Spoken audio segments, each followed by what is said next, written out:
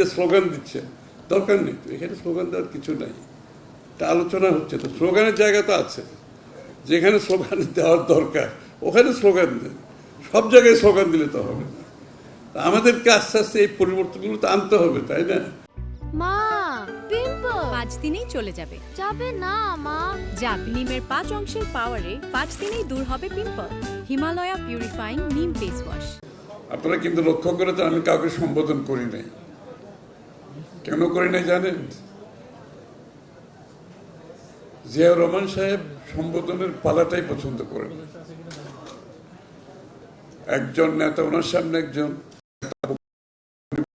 ডায়েসে উনি লম্বা সম্বোধন শেষ করার পরে জিয়াউর রহমান সাহেব বলেন, লিডার আপনার বক্তব্য শেষ, আপনি বসে যান এখন। আমাদের তো এই যে নতুন রাজনীতির কথা বলছি, আমাদেরকে তো নতুন চিন্তা করতে হবে। এই লম্বা সম্বোধনের মাধ্যমে এই কালচার কিন্তু কোনো সভ্য দেশে নাই।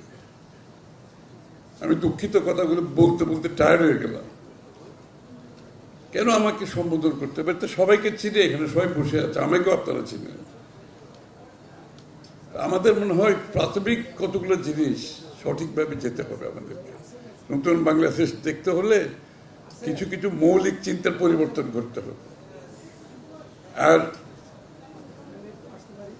আমাদের বিষয়ভিত্তিক যে বিষয়গুলো আমরা সবসময় আলোচনা করছি, দরকার বিষয়ের উপর একটু ফোকাস থাকলে তাহলে যারা অডিয়েন্স আছে তারা লাভবান হয়। যারা, আমি যদি এখানে বক্তৃতা দেই, যে বক্তব্য নতুন প্রজন্মের কাছে গ্রহণযোগ্য হবে না, সে কিন্তু 1 মিনিটের মধ্যে সুইচ করে দেবে, সুইচ অফ করে দিয়ে আরো 50টা অপশন আছে তার কাছে। আমি যখন এখন বক্তৃতা দিচ্ছি, এখন সারা দুনিয়াতে 100টা অপশন আছে ফর এক্সাম্পল, মিনিমাম।